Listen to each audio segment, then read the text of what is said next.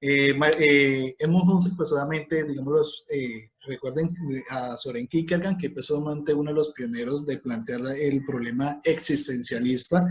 Obviamente, Edmund Husserl pues solamente recoge, digámoslo, todos esos planteamientos y pues solamente vuelve y retoma esas ideas, obviamente, de el existencialismo, pues solamente tener en cuenta el contexto en el cual obviamente él se desarrolla como uno de los filósofos importantes en el existencialismo, pues solamente la Primera y Segunda Guerra Mundial, ¿sí? Obviamente ese contexto marca, digámoslo de cierta manera, demasiado al ser humano, ¿sí?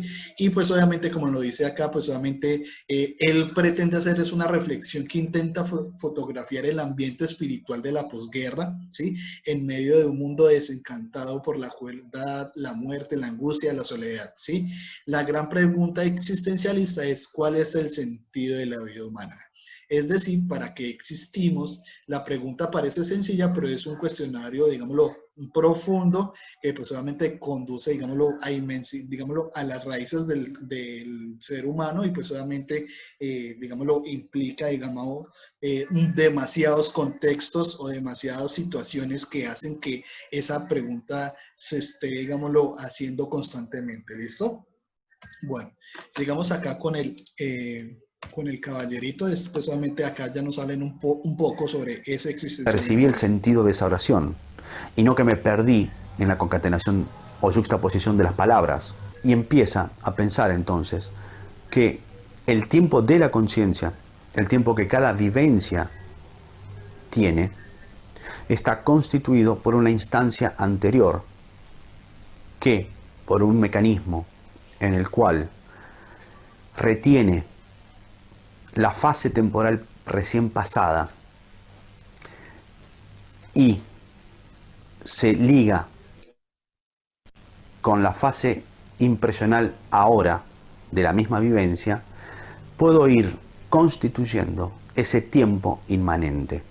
Y esa conciencia anterior que constituye el tiempo de la conciencia inmanente, Husserl la denomina la conciencia absoluta constitutiva del tiempo, con una doble intencionalidad longitudinal y transversal que se autorretiene a sí misma y evita que esta conciencia se termine desperdigando en los objetos que percibe. En los años siguientes, Husserl se abocó a superar el punto de vista de la subjetividad, propio de la filosofía moderna desde Descartes.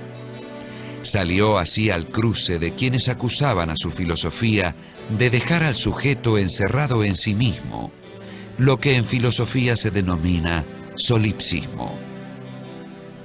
Y eso fue una de las grandes críticas que se le hizo a Husserl.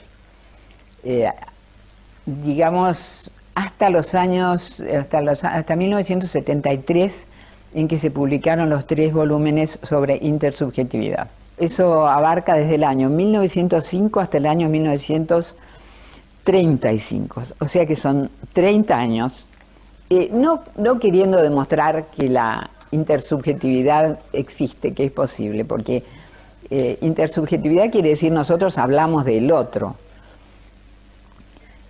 Él lo que siempre quiso, igual que cuando se trata de la constitución de la mesa, o sea, no es que en la actitud natural estemos todos equivocados cuando decimos que la mesa es la mesa. Él lo que quiere saber es qué es lo que funcionó, cuáles fueron las operaciones de la conciencia que permiten constituir un sentido como el de la mesa. Cuando se trata de intersubjetividad también, no es que tenga que convencer que el otro existe, ese no es el problema.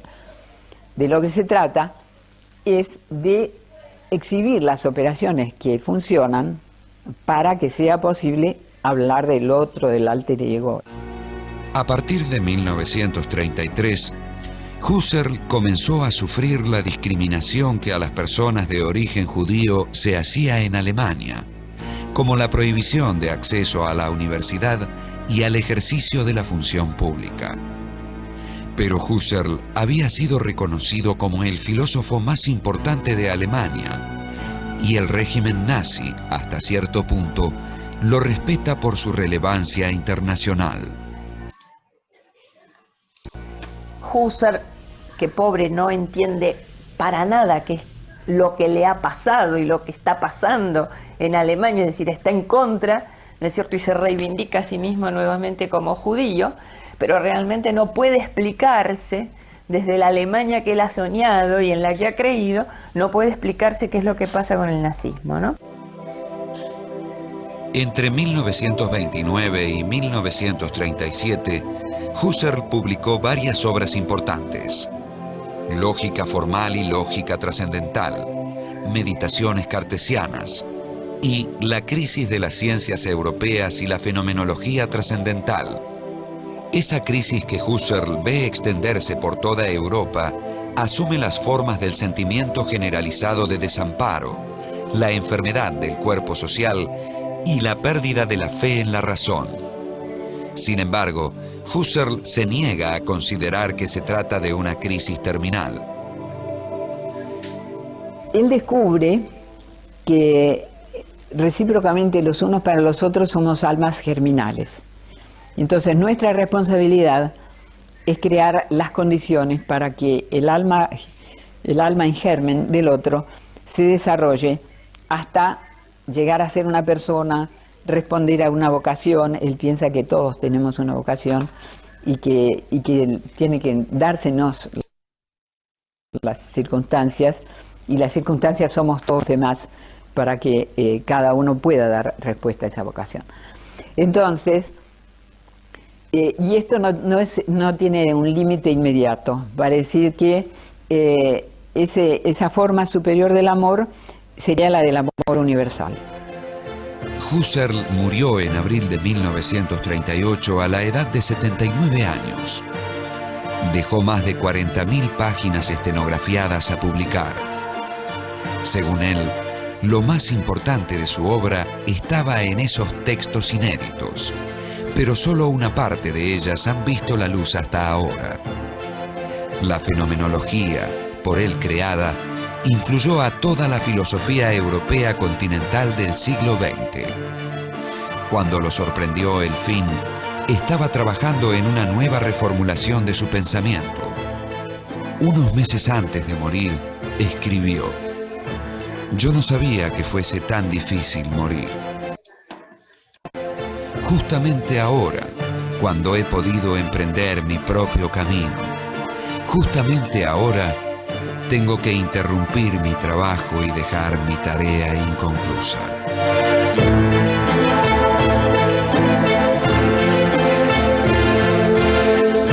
Recibí el sentido de... Perdón, listo. Pues solamente Edmund Husserl, pues, a través digámoslo, desde la fenomenología trascendental, obviamente empieza a objetivizar, digámoslo, ese problema existencialista, así como pues lo vimos ahí en el apartado final del video. Nos hablan de que pues solamente él antes de fallecer dice que lamenta esa situación cuando pues entre comillas, digámoslo, le pasa a muchas personas, o digámoslo de carácter investigativo, que de pronto en algún momento de su vida ven o visualizan un camino de que, digámoslo, han estado buscando, ¿sí?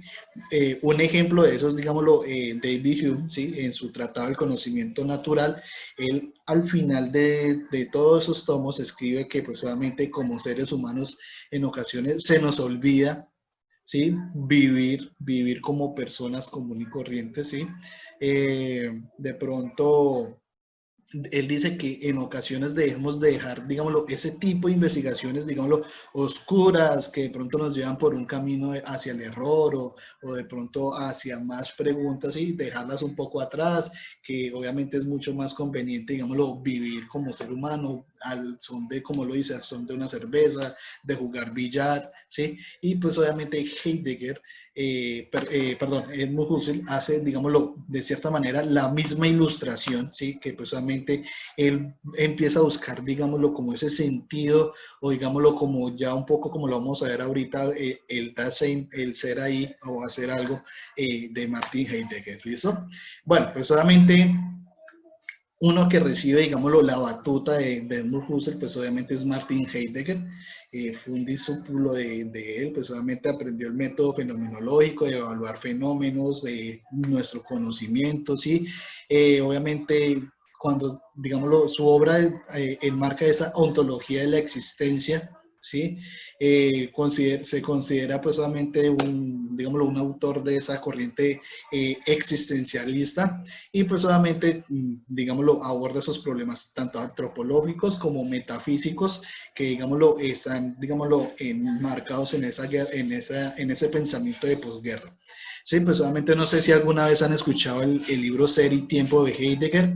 Sí, eso donde, digámoslo, elabora o, digámoslo, presenta toda esa corriente, digámoslo, existencialista, ¿sí? Y obviamente, pues, digámoslo, es un filósofo un poco enigmático, de pronto un poco radical, digámoslo así, pero pues solamente, digámoslo, de los que abre, digámoslo, o de cierta manera sienta, digámoslo, dentro de la humanidad o dentro de la filosofía, obviamente el problema existencialista del ser. Obviamente cuando ya se habla del ser, digámoslo, recuerden que en Aristóteles y Platón cuando hablamos del ser era como una especie de característica de, digámoslo, de nosotros como seres humanos, y él ya ahorita, digámoslo, lo hace como con una relación un poco más, digámoslo, objetiva frente a la naturaleza, ¿listo?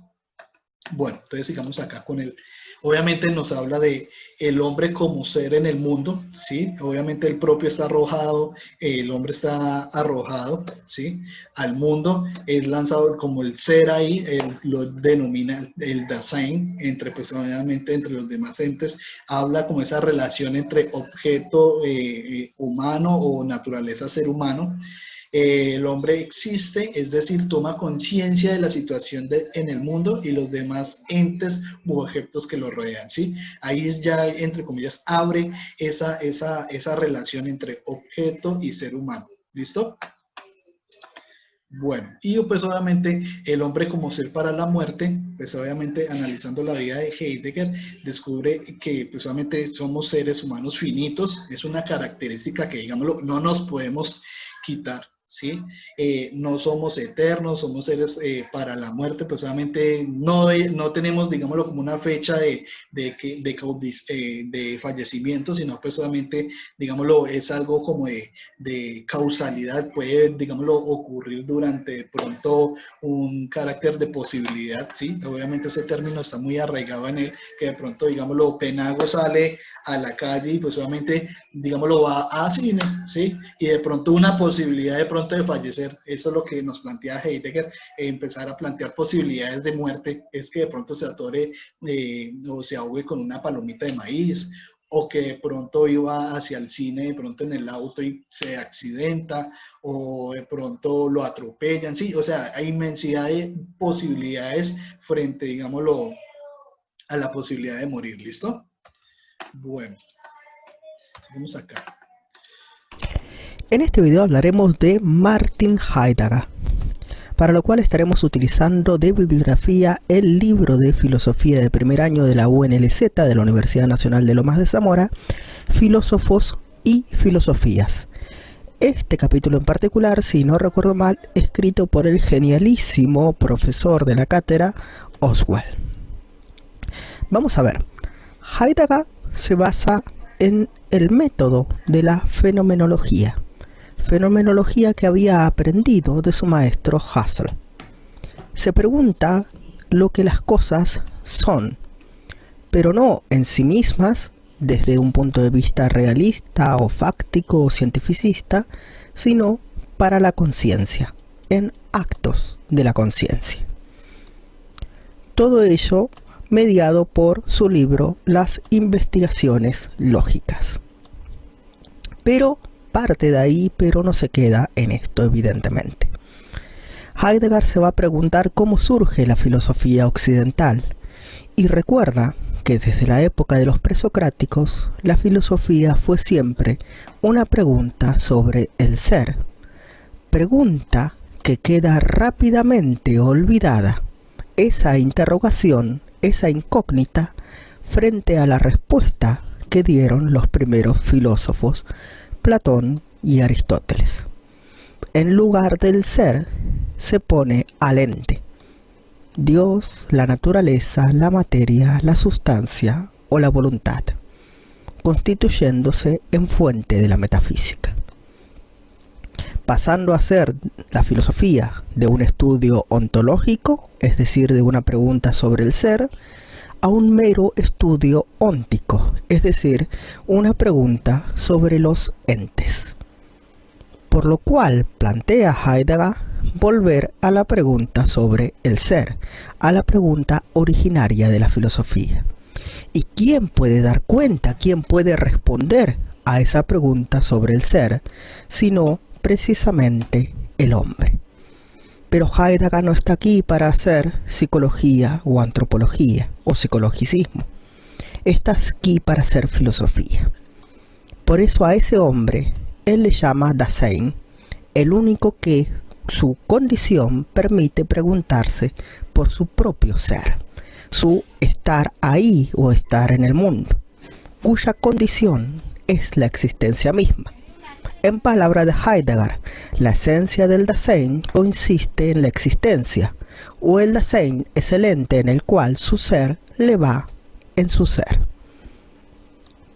El Dasein es quien tiene una relación abierta con su existencia, no opaca. Su ser no está cerrado o determinado, y desde luego no tiene esencia o fundamento. Su ser es un ser posible, es un ser entre posibilidades de ser, las cuales son todas inciertas y quedan a su decisión. Por el contrario, los entes son precisamente los seres animados o inanimados, rocas, animales, plantas, cuya existencia le viene dada de afuera, ya está determinada o cerrada por su naturaleza. Las plantas o los animales son lo que pueden llegar a ser, es decir, pueden desplegar toda su potencialidad, pero nada más. Su existencia está cerrada o completada. Por lo tanto, tenemos que no existe un polo orientador mediante el cual me guío o me dirijo hacia lo que debo llegar a ser, lo cual no me impide comportarme como si lo existiese o si lo hubiese, pero es siempre mi decisión. Las elecciones es la posibilidad del Dasein, es su posibilidad de portarse frente a una gama de posibilidades de acción e inacción. Otros no deciden, nosotros sí, y de hecho es una de nuestras características fundamentales, el hecho de que debemos decidir a cada instante. Pero que quede claro esto, posibilidades de acción o inacción. Podemos decidir optar por actuar o optar por no actuar y fingir no estar decidiendo. En cambio, el Dasein siempre está cerrado por la finitud o por su condición mortal, lo que finalmente, de forma supuesta e hipotética, daría fin al cierre del Dasein. Con palabras de Heidegger, la posibilidad de la imposibilidad de posibilidades, la conciencia cierta de nuestro fin. Y aunque siempre sospechemos que la muerte es lo que aún o aún no, sabemos de nuestra condición mortal, lo que pone fin y da sentido a nuestra existencia y a las elecciones que realizamos. Por lo tanto, frente a estas condiciones que él describe en Ser y Tiempo, ¿cómo podemos llegar a conocer? La respuesta, dice Oswald, la dan Lutero y Kierkegaard, ambos exponentes avant la lettre del existencialismo, de la angustia frente a las decisiones que tenemos que tomar en nuestra vida. Y nos dan la herramienta por excelencia de la religión, o por lo menos en este caso la religión cristiana, la hermenéutica, que significa literalmente interpretación, y para Heidegger es la interpretación subjetiva, es decir, cómo comprendemos nuestra propia condición, dando lugar a la angustia. La angustia, comparándolo con, por ejemplo, la otra disposición afectiva, que es el miedo. Por disposición afectiva nos referimos a nuestro temple de ánimo, siempre estamos con un determinado temple de ánimo en nuestra existencia. Frente, por ejemplo, a un inminente peligro sentimos miedo, frente a algo que nos puede llegar a pasar y que percibimos como una amenaza y podemos llegar a huir frente a eso que nos causa temor. En cambio, la angustia no es por nada en particular, sino que es general, no frente a los entes, sino frente precisamente a las infinitas posibilidades y a la nada. La angustia no es frente a una amenaza, sino precisamente frente a nuestra propia condición mortal y por lo tanto que nos obliga a decidir, a nuestra condición de arrojados al mundo, a un mundo que no hemos elegido y a un lugar, un contexto, una familia, un país, una religión, una economía a la que no hemos elegido y decaídos, ante lo cual podemos llegar a refugiarnos en el uno o el Dasman, es decir, la forma impropia de existencia, un ser anónimo que se pierde en los entes, en la acción, en la actividad, que no elige sino que opta a elegir por la media, por la moda, por no destacar y no por tener una existencia auténtica. Ahora, la existencia auténtica, o Dasein, que podríamos tomarlo como un sinónimo, es lo contrario a lo uno o al Dasman. Es precisamente ser conscientes de nuestra propia condición de finitud y de tomar nuestras propias decisiones conscientemente y no optar porque otros decidan por nosotros o que la media o la comunidad o el sentido común decida por nosotros, que es siempre en última instancia una decisión nuestra. Podemos elegir ser propios o impropios, hacer lo que nosotros deseamos o lo que el mundo desea. Sin embargo, hemos de decir aquí que no hay una cuestión, por así decirse, de autoayuda. En Heidegger no dice que el ser propio sea preferente al ser impropio. Son dos formas de existencia sin un criterio de validez o de virtud o de preferencia uno sobre el otro. Hasta aquí nuestro brevísimo, curioso y caótico repaso del día de hoy por la filosofía de Martin Heidegger. Recuerda que ya están subidos al canal los... Bueno, en este video hablaremos... Listo. Obviamente, con el Dasein, pues obviamente como lo acabamos de ver, el Dasein nos muestra, digámoslo, al ser humano con una posibilidad infinita de condicionar su forma de vida, ¿sí? Con el Desein, pues obviamente, digámoslo, nos muestra, digámoslo, algo que, digámoslo, actualmente se ve particularmente en la contemporaneidad, ¿cierto? Que pues solamente es dejarse llevar por las modas, ¿no?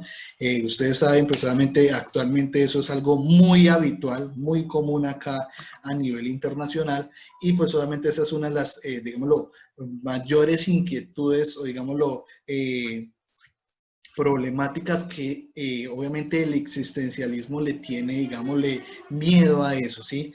O no miedo, sino como de cierta manera alerta al ser humano. Precisamente la gracia, digámoslo, es buscar por nuestros propios méritos, nuestro sentido, digámoslo, condicionar nuestro propio estilo de vida sin digámoslo, que lo determine un estilo de moda o, ¿sí? O cierta conjunto de personas, ¿listo? Otro que, digamos, lo recibe o, entre comillas, nos muestra ese problema de existencialismo, pues es Jean-Paul Sartre. Obviamente el hombre, un ser condenado a la libertad, ¿sí? Obviamente él es, digámoslo, no sé si han leído alguna vez La náusea. Obviamente él es el escritor y pues obviamente autor de este libro, pues en el cual obviamente narra, digámoslo, una infinidad de sucesos, obviamente representadas obviamente a partir del existencialismo. Pues obviamente hay que tener en cuenta, él estuvo, digámoslo, creo, en campos de concentración, obviamente sobrevivió y pues obviamente empieza a relatar todo eso, pues obviamente a través de la náusea, o digámoslo, empieza a plantear esas problemáticas del ser humano, ¿sí? Obviamente del hombre, un ser condenado a la libertad, o digámoslo, en la búsqueda de una libertad, ¿listo? Bueno, pues solamente acá un pequeño repaso del existencialismo y pues obviamente nos abren un poquito más de el caballero. Pero sin embargo veo que ya se va a acabar el tiempo, entonces dejemos así y volvemos a ingresar, ¿listo? Entonces volvamos a ingresar, por favor. Aproximación al existencialismo y resulta difícil definir el existencialismo como una corriente filosófica, sino que va a ser, mejor dicho, una postura crítica dentro de la filosofía contemporánea, es decir, la filosofía propia del siglo XX.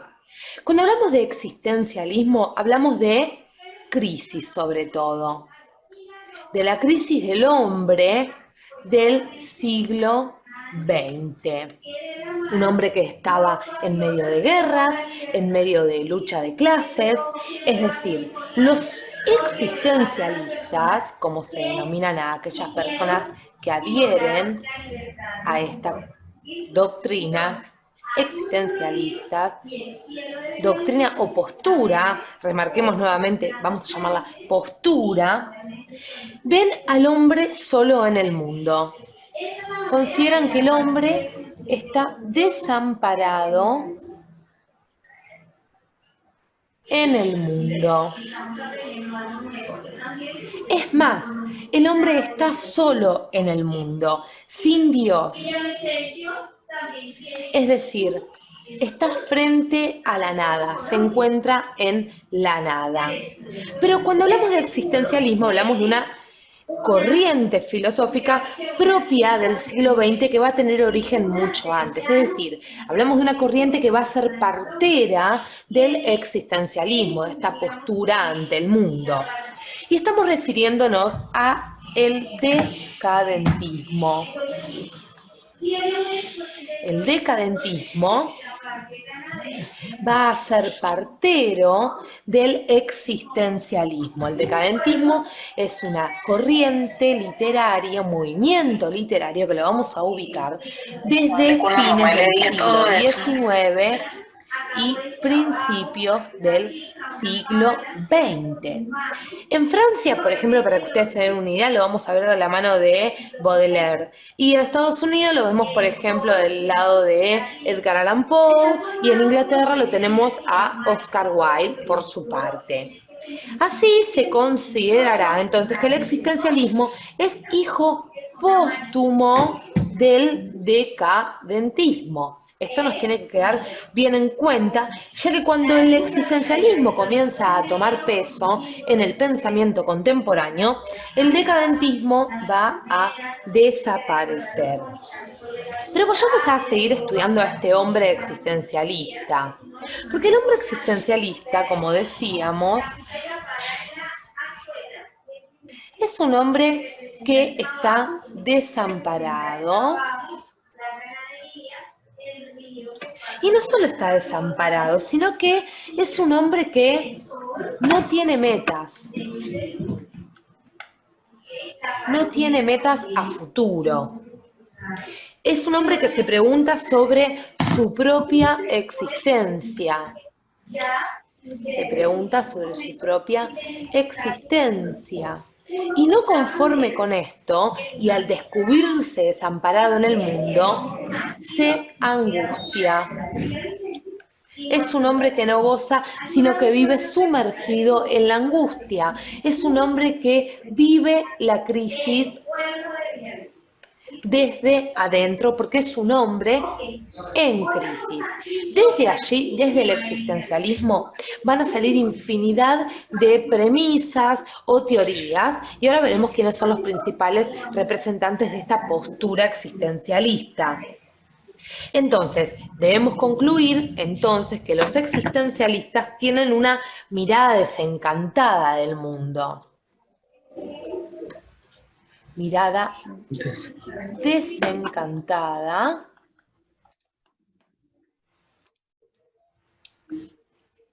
del mundo.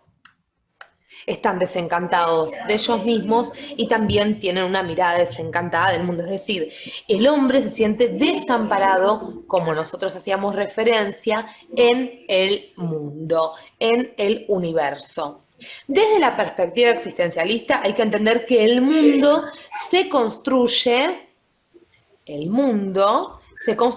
a partir de la acción de las singularidades. Es decir, el hombre está en un mundo, mejor dicho, en el cual es si actúa. Y claro está, solo se puede actuar ¿dónde?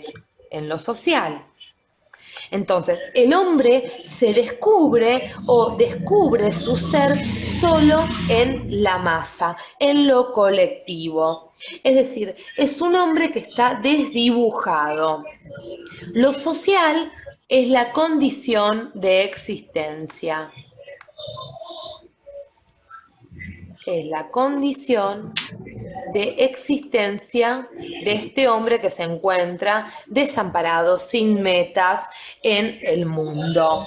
Entonces, el hombre se deja ser como los otros son para hacerse valer en la sociedad, es decir, en lo social, y así se va a perder a sí mismo. Vamos a ver quiénes eran los representantes o quiénes son los representantes más importantes a la hora de estudiar el existencialismo. Primero lo vamos a ver al que muchos historiadores consideran el fundador del existencialismo, que es Søren Kierkegaard,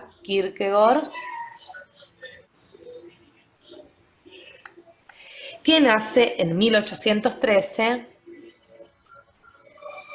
y muere en 1855. Luego tenemos una postura existencialista por parte de Nietzsche, por ejemplo, y vamos a encontrar ya entrando en el siglo XX a Martin Heidegger, que nace en 1889, y por último lo vamos a tener a Jean-Paul Sartre, que nace en 1905. También vamos a tener, para nombrarlo para que ustedes sepan, a Karl Jaspers, por ejemplo, como uno también de los existencialistas propios del siglo XX.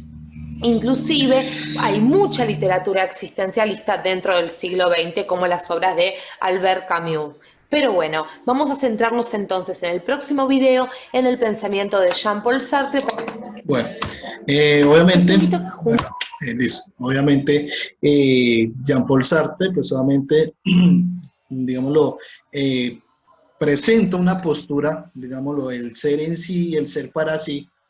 Sí, digámoslo, como esa relación, siempre está muy enmarcado la filosofía existencialista con la relación ser-naturaleza o naturaleza-ser, ¿sí? Pues obviamente, un punto de vista, pues el hombre puede ser un, digámoslo, ser diferente, ¿sí?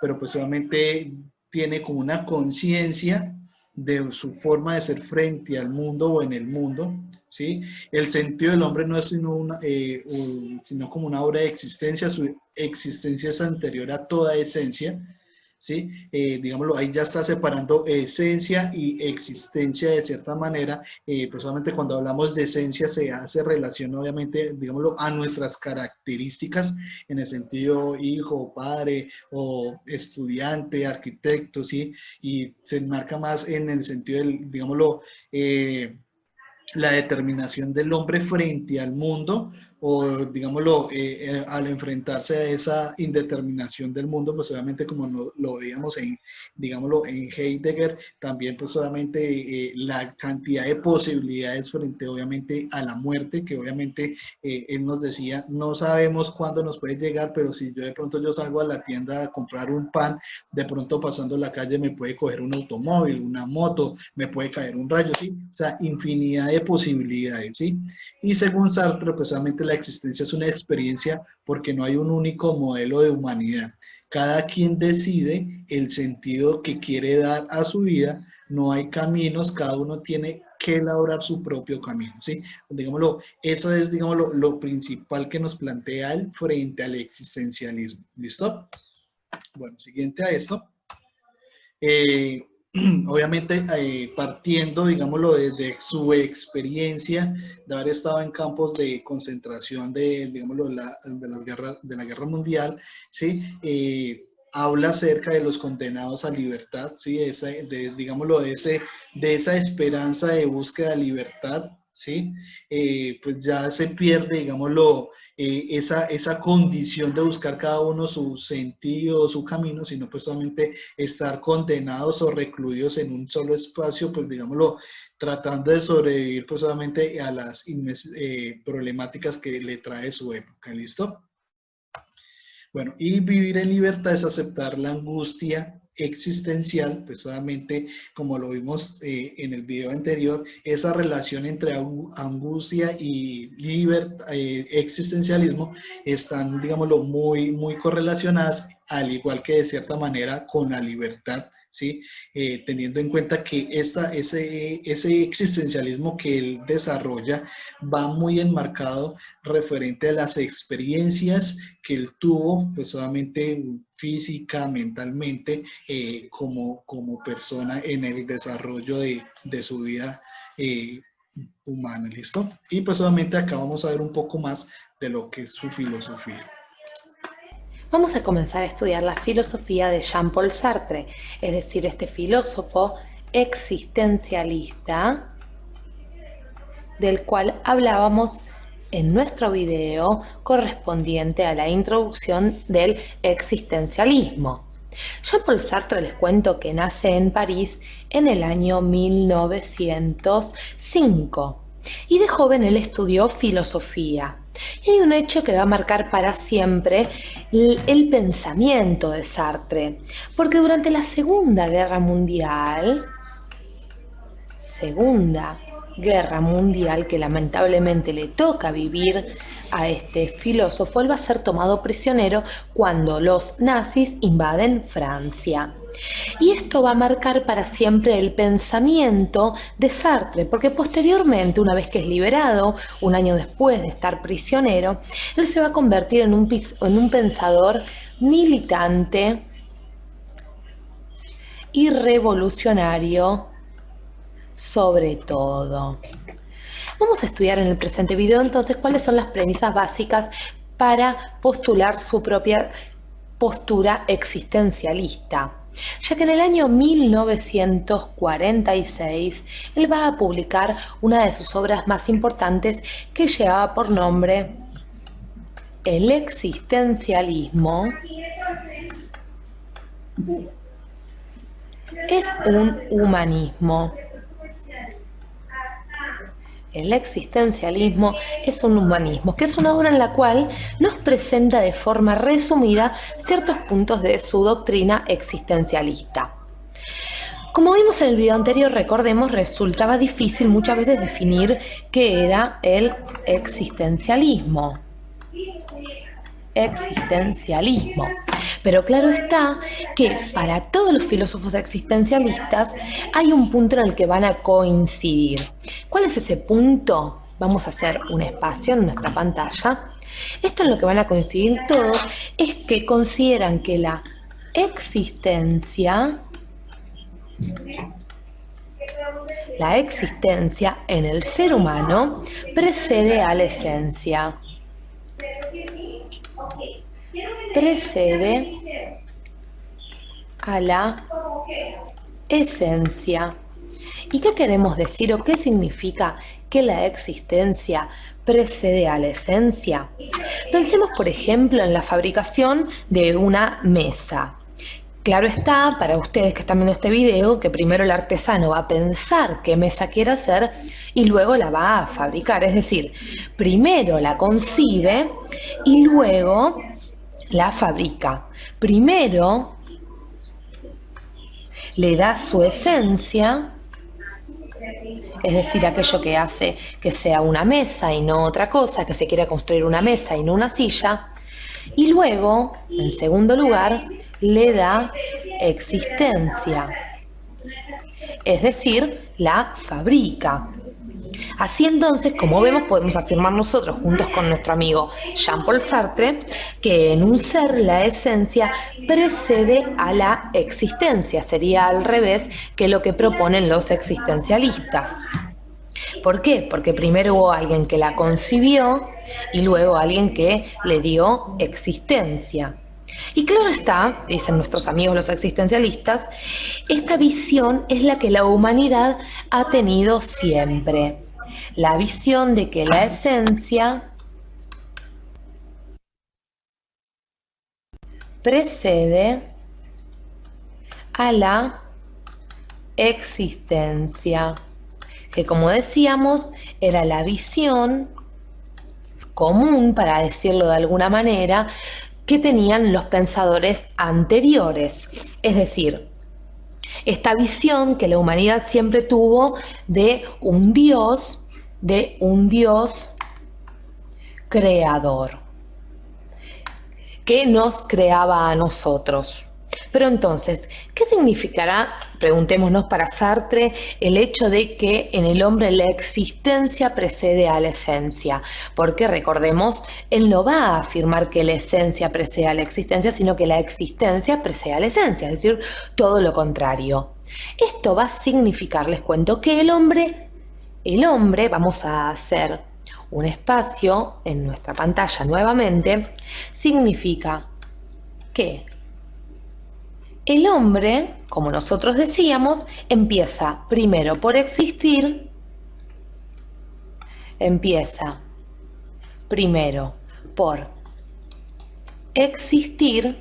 Recordemos siempre que Sartre era ateo, no creía en Dios. Entonces va a decir que el hombre primero empieza por existir, se encuentra, surge en el mundo,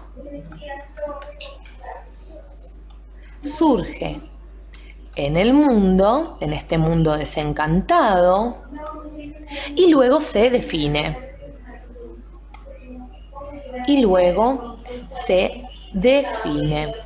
Entonces, aquí vemos claramente cómo la existencia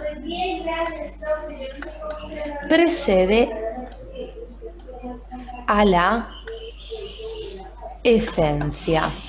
Es decir, es como si yo antes de concebir la mesa, primero la fabricara y luego la definiría. Luego diría que eso es una mesa. Entonces, podemos llegar entonces a la conclusión de que no hay naturaleza humana porque no hay un Dios para concebirla. El hombre no es otra cosa que lo que él se hace, dice Sartre. El hombre no es otra cosa que lo que él se hace. Pero sigamos indagando un poquito más para que podamos comprender finalmente esto de que la existencia precede a la esencia, porque es una premisa sumamente importante dentro de la filosofía sartreana y claro está dentro del existencialismo. Nosotros afirmamos entonces por último que el hombre no es otra cosa que lo que él se hace. Y este es el primer principio del existencialismo. Primer principio del existencialismo. Hagamos un espacio nuevamente en nuestra pantalla para que ustedes puedan tomar nota de esto que estamos diciendo. Entonces, el hombre es ante todo, dirá Sartre, proyecto, un proyecto. El hombre es ante todo proyecto. Es decir, será ante todo lo que habrá proyectado ser.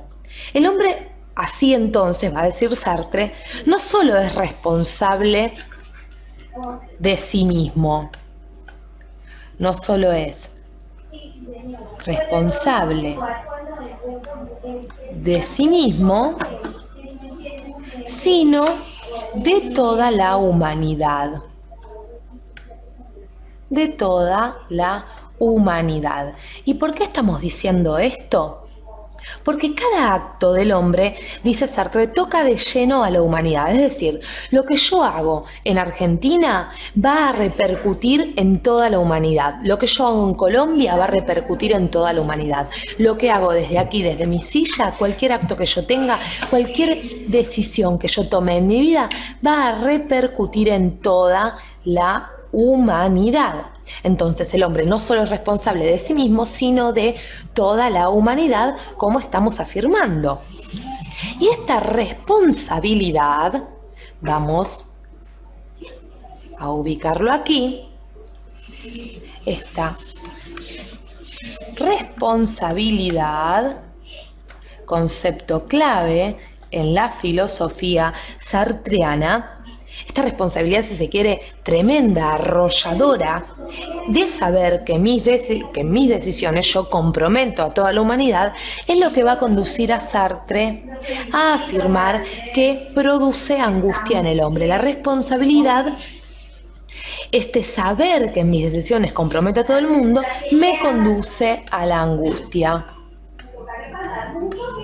Me conduce a la angustia. Y la angustia, claro está, va a ser otro concepto clave dentro de la filosofía existencialista. Esta angustia entonces que va a surgir por la responsabilidad, como decíamos, que yo tengo en cada acto. Por eso solo conoce la angustia el hombre responsable. Solo va a sentir angustia aquel que sienta la responsabilidad tremenda de que en cada acto compromete, como decíamos, a toda la humanidad. Esta es la filosofía sartreana, una parte de la filosofía de Sartre. Espero que hayan comprendido las premisas principales. Gracias por acompañarnos hasta aquí. Bueno, listo, chicos. Bueno, referente para la evaluación, la vamos a hacer de la siguiente manera. Anoten esta pregunta, ¿listo?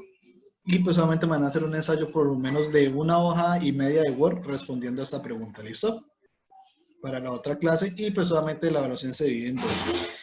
La entrega del trabajo y la sustentación a la semana siguiente, pues solamente que yo me sienta a revisar el ensayo, le genero las preguntas ahí propiamente en el documento y usted me las responde de manera oral, ¿listo? ¿Alguna duda? ¿No? Listo, entonces anoten porfa, ¿listo? Ya, pues,